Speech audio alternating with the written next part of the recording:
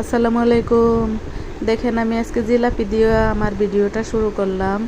আপনাদের মাঝে আজকে জিলাপি খাবো, কিন্তু খাওয়া দেখাইতে পারবো না। জিলাপি প্লেটে নিয়েছি, ওটা দেখাইলাম।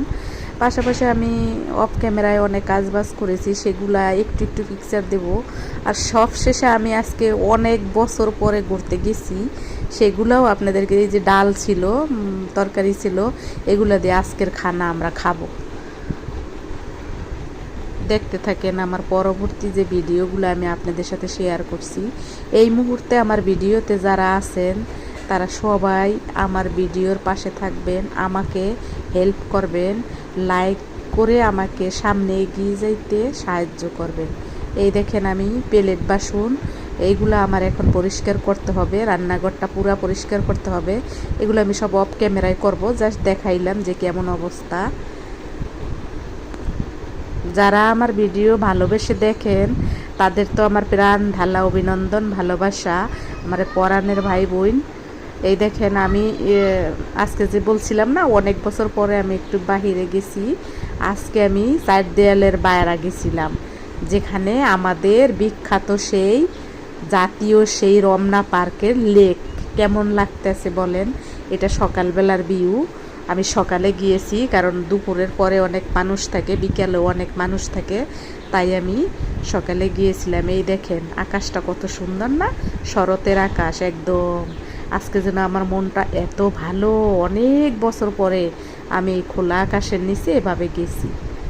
তারপরও করলাম এই যে এখন আমার ক্যামেরাটা, মানে আমার মোবাইলটা আমার পরিচিত একজন নিচে আমাকে একটু ভিডিও করে দিচ্ছে, শেয়ার করব। যদিও একটা জামাই অনেকগুলো ভিডিওতে দেখা যাবে, কিন্তু কিছু করার নাই, কারণ আবার কবে আমি বাইরে বের হব আমি জানি না। হয়তো আরও নাও বের হইতে পারি, মারাও যাইতে পারি, বলা যাবে না এগুলা। তারপরে এই দেখেন এখানে কিছু পাখি দেখা যাবে, যেটাকে শালিক পাখি। আমার মনে হয় এই শালিক পাখিগুলো আমি 20 বছর পরে দেখলাম। এবার বেরিয়ে আছে একটা চাকরি নামক একটা, কি বলবো আর, এটাকে আর বলার ভাষা নাই আমার। তারপরও যাই হোক, এই দেখেন শালিক পাখিগুলো এত সুন্দর। আমি ভিডিও করতেছি, মনে হইতেছে ওরা যেন জানে। 3টা শালিক পাখি ছিল, যদিও অনেকগুলো ছিল, কিন্তু 3টা একজা কেমন লাগছে অবশ্যই জানাবেন। শালিক পাখিগুলো নিজের অজান্তে খুঁজে খুঁজে খাবার খাচ্ছে, কত সুন্দর, একদম স্বাধীনভাবে। কিন্তু আমরা মানুষ স্বাধীন না, তাই জানেন।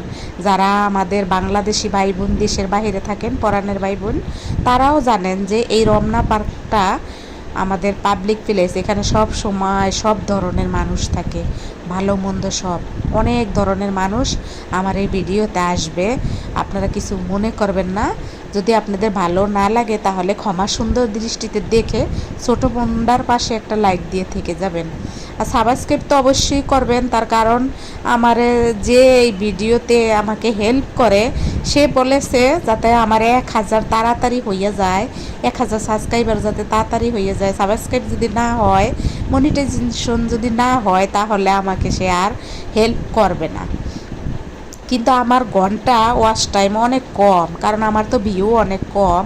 যদিও এটা নিয়ে আমার মাথা ব্যথা নাই, কিন্তু আমাকে যারা হেল্প করে তাদের তো মন খারাপ হয়, কেন পাবলিক দেখে না, কেন মানুষ দেখে না। আসলে আমি তো অপরিচিত সবার কাছে এখনও, আমি তো অল্প কয়েকদিনের জন্য আপনাদের মাঝে এসেছি। এই দেখেন আমি কিভাবে ভিডিও পিকচার নিয়েছি। যদিও আমার সব সময় ঠান্ডা থাকে, ঠান্ডার কারণে আমার কথাবার্তা হয়তো ভালো থাকবে না, এলোমেলো থাকবে। দেখেন আমি কি আজকে করেছি, আমার খুব ভালো লাগছে। এরকম খোলা আকাশের নিচে অনেক বছর পরে গিয়েছি, তাই আপনারা আমার জন্য দোয়া করবেন, আমি যেন আপনাদের দোয়া নিয়ে, ভালোবাসা নিয়ে সামনে এগিয়ে যেতে পারি। আমি অনেক অনেক আমি যাদেরকে ভালোবেসে দেখি, সত্যি তাদেরকে আমি মন থেকে ভালোবাসি। আর আমার অনুভূতি নিয়েই কিন্তু আমি তাদেরকে কমেন্টস করি। আমার মনের ভিতর যখন আমি ভিডিও দেখি, তখন আমার মনের ভিতর যেরকম লাগে আমি ঠিক ওইটাই কমেন্টস করে দিই।